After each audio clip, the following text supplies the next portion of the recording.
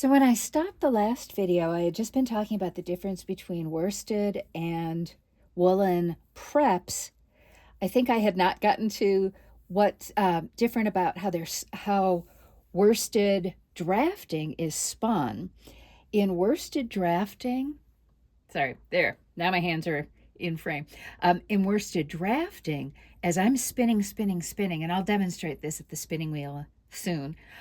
In worsted drafting, my forward hand is pinching really tight. You have to imagine the spun yarn coming off the end here.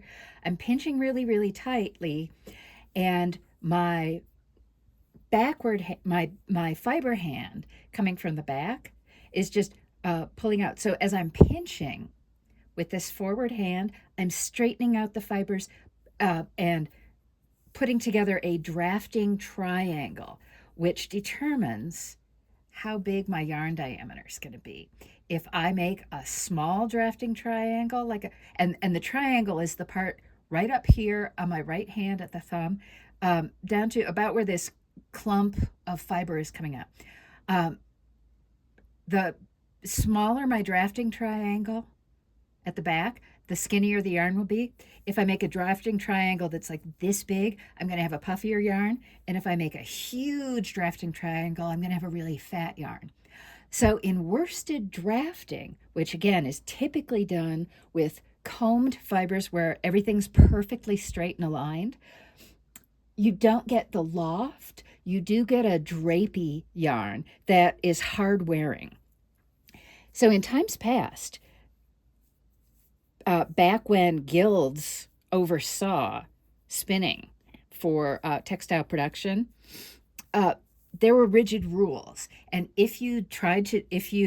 not only did you, for a worsted spun yarn, not only did you have to perfectly align the fibers, you also had to perfectly lay out so that it went tip to cut end, tip to cut end, tip to cut end, across the whole span of the combed preparation. So there were seriously rigid rules. Nowadays, since people spin for fun rather than for profit, because you're never going to make a profit hand spinning yarn, or you're not going to make much of one. Nowadays, spinners like Judith McKenzie and Kate Larson and J.C. Boggs, instead of talking about a strict dichotomy where there's worsted here and there's woolen there, they talk about a continuum. So I can, once I am done prepping all this fiber into a bat, I can take my carded bat, which normally would be drafted woolen, and I can spin it as though it were top with a worsted draft, and vice versa. I can, and often do, take my carded top and I deliberately choose a woolen draft where I'm not pinching with the forward hand. I'm just kind of guiding the amount of fiber that's going into the yarn, and the twist gets into the drafting triangle. And that's a lot of fun for me. It also produces a yarn that isn't quite so weighty, and I mean that literally. When I had been a spinner for maybe 1 or 2 years, I tried hand spinning something like a pound of or 2 pounds of mohair to knit myself this beautiful coat that I wanted. And by the time I got done spinning it and knitting it, the coat felt like it weighed 10 pounds because the yarn was so dense. And I think that I had to keep buying more and more fiber to make enough yarn to knit this coat because it was just so dense. Whereas if I had known to use a woolen spinning draft, it would have been light and fluffy and airy, more like the commercial yarn that I eventually used. All right, but enough of that. While I was not recording, I finished floofing up all the fiber that was in the bag for my 4 ounces. And before I get back to carding again, I just want to show you. So 4 ounces of locks can fit into this. I think this is a quart bag. And wool is so packable that 8 ounces of a different fiber can fit into this same 1-quart bag. And this is what's left of the 4 ounces all floofed up. So I want to show you this 8 ounces so that you can get a sense of how floofy it's going to get after I've floofed it up, but before I've drum carded it. I will show you a picture of it all in a box waiting to go on the drum carder. But I'm going to commence with just a little bit more carding. And now that I've shown you this fiber, I can take it out of my way. I'm going to commence, and I'm just going to do a little bit more carding very quickly, hopefully, and then I will show you what it looks like to take it off the carder. So that now that it's all floofed, I can just set the fiber on the tray, or mostly floofed. This is an art, not a science, and I'm always going to see a few more bits. What's important is that when I lay it on this tray, that I can more or less see through it. And this is also a good moment. This is a shortcut. It's a little tiny bit that got shaved on the shearer's second pass. So I'm just pulling that out because I don't want to try to spin that. That's the sort of thing that doesn't get caught in the finished yarn, and so it pills. So you want to take out those little short cuts or neps wherever you can. But I am just, now that I've got the fiber floofed and ready to go, I'm just setting it on the tray, making sure it's not too dense because I don't want the belt on my carder, the orange belt, to go flying off. And it's just feeding itself in. Every now and then I give it a little push to keep it going. And see, there goes a big gobbet, and my belt's likely to come off in any second now. So I'm going to try with my burnishing brush to smooth out that big gobbet. And see, that was a blooper on my part. I should never have let such a big glob of fiber through. I should have floofed it out more before I laid it on the feeder in tray.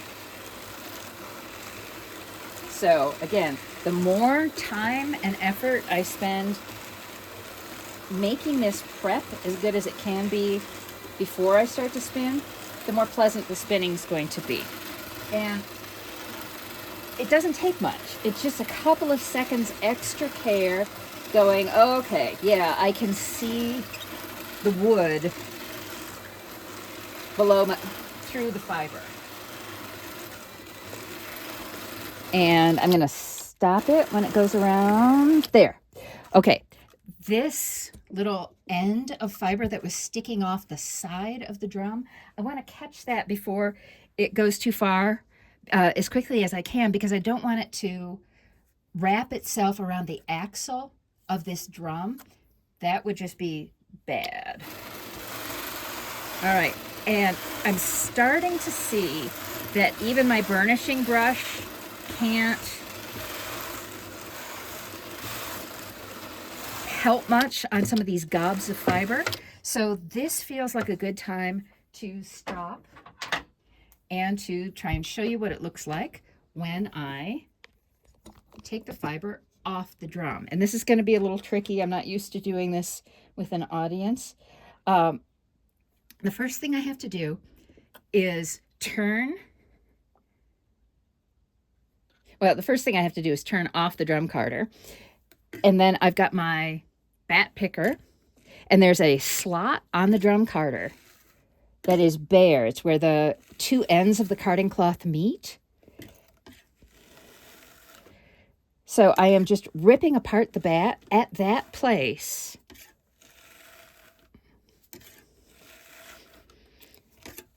And I'm pulling it off the teeth. And if it looks like I'm working, I kind of am. This is beautiful and floofy, but it's because of the doffing brush, or the burnishing brush, I have packed a lot of fiber in. Now I'm going to turn my carder to reverse and let it roll just a little bit. Then I'm going to grab my brush again and just pat. Let's see if I can get a better angle on that. Sorry, this would be a lot easier to do if I had somebody else running the camera while I'm trying to demonstrate this stuff, but it's just little old me. All right, so if I brush with the burnishing brush, it all comes off in one very fluffy sheet. Now it's time to reverse again. And there was a little bit that stuck to the teeth. When I run this whole bat through the carder again, I won't have things like this clump of fiber.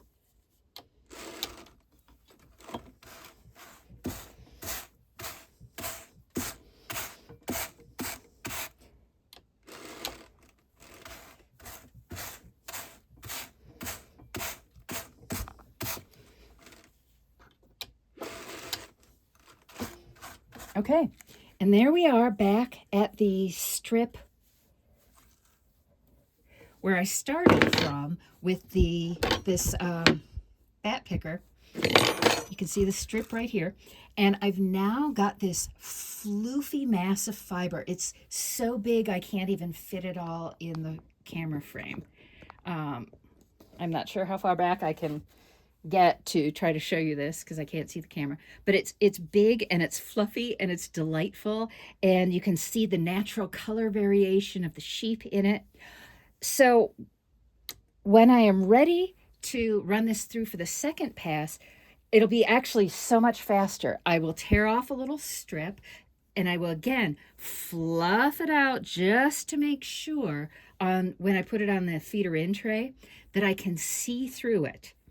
But it's already had one pass, so it's going to go through really smoothly. I find that unless I'm trying to blend colors, if I'm just trying to blend to open up raw fleece, that two passes gets the job done. So now I can finish. I've only got this much fiber left, which is probably, I'm going to guess, maybe 1.5 ounces. And we'll see how big that bat comes out when it's all done.